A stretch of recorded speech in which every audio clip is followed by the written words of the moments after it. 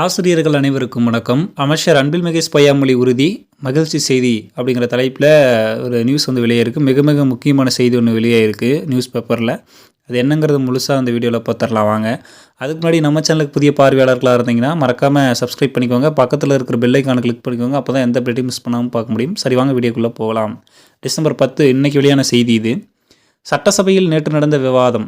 அதிமுக ராதாகிருஷ்ணன் பொள்ளாச்சி அடுத்த மாக்கினாம்பட்டி ஊராட்சியில் உயர்நிலைப்பள்ளிக்கு கட்டடம் கட்டுவது தாமதமாகி வருகிறது. அங்குள்ள 3 மரங்கள் அகற்ற பொதுப்பணித்துறை காலதாமதம் செய்கிறது. எனவே கட்டடத்தை விரைந்து கட்ட நடவடிக்கை தேவை.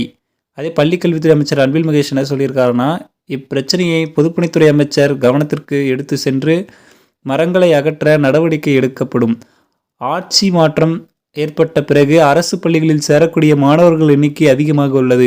அதற்கேற்ப வகுப்பறைகள் தேவைப்படுகின்றன.